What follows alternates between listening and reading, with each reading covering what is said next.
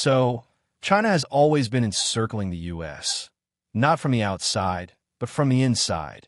And now, I think its real face is being exposed very shamelessly.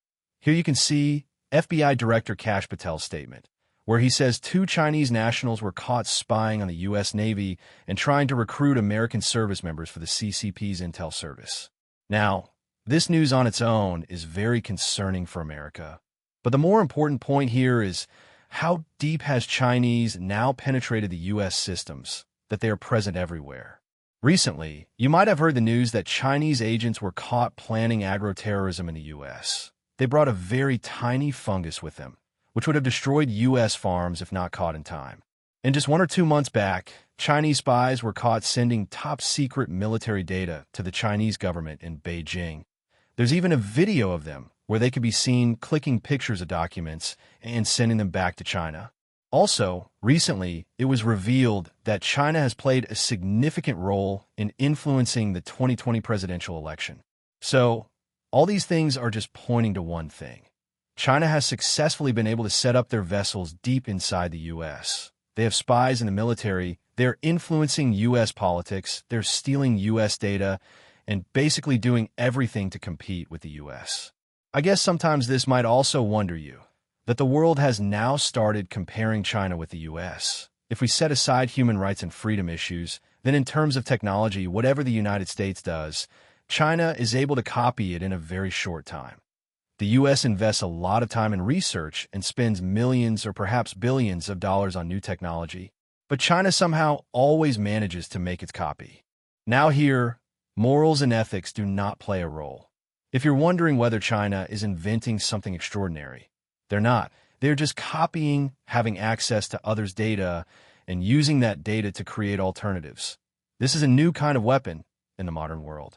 What China is doing should be very concerning for the U.S. because now things are not just limited to stealing company data or spying on government buildings. Chinese agents are now present in the U.S. military. They are in the Army, they're in the Navy, they may even be in the Air Force. And this is very dangerous for the U.S.'s future security. For years, these Chinese agents have been sending crucial U.S. data to China. And one of the more difficult aspects of this issue is the disturbing trend of U.S.-born or naturalized Chinese Americans allegedly working as agents for China. While the overwhelming majority of Chinese Americans are loyal and law-abiding U.S. citizens, there have been cases where even second- or third-generation individuals have been implicated in espionage. So, this is something that complicates matters for intelligence and counterintelligence agencies. Now you might ask, then what is the U.S. government doing? Well, the U.S. government is acting very loosely in this matter. These Chinese agents that the FBI caught, yes, that's good progress, but still the core steps that the U.S. should be taking are still lacking. Initially, President Trump announced that he would ban Chinese students from U.S. universities, revoke their visas, and send them back to China. But later, he also changed his words. There are thousands of Chinese students working and studying in U.S. universities, and trust me, the way China operates, it is always a possibility that a majority of them are Chinese Communist Party agents. And it's actually very hard to digest that Chinese students are able to use U.S. advanced labs and facilities. Meanwhile, China strictly prohibits even knowing the locations of their own labs and research institutes. Every year, thousands of Chinese students come to the U.S. and spend a long time living in U.S. society. But how many U.S. students go to China for studies? Less than 1,000, around 800. So the U.S. government really needs to look into this matter. Now, if we come back to the 2 Chinese nationals that were caught spying on the U.S. Navy, then insane details are emerging. According to the FBI, a 38-year-old Yuan Sichun, a resident of Oregon, and 39-year-old Liren Lai, a Chinese citizen who was in the U.S. on a tourist visa.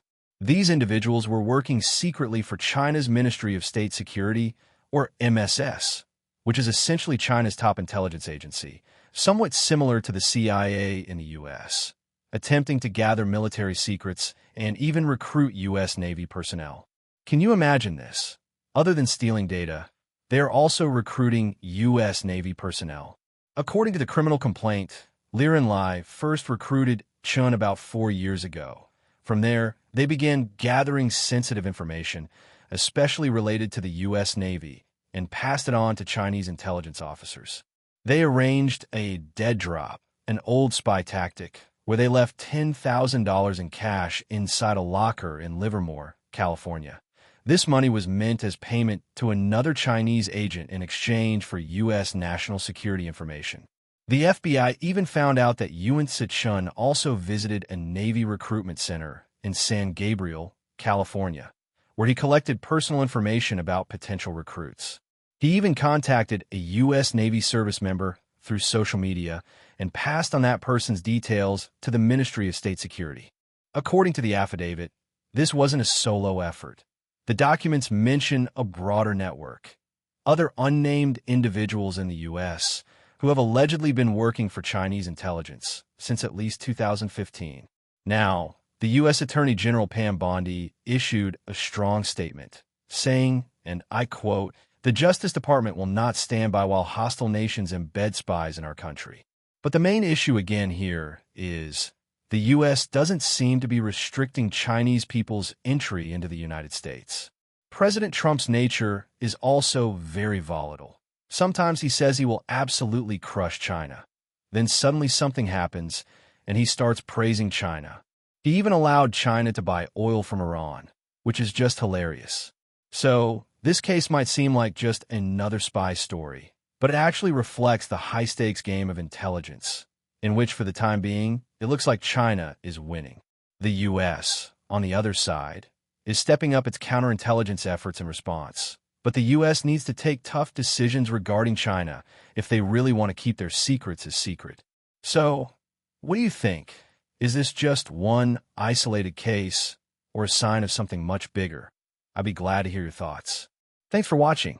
Hope you all have a wonderful day.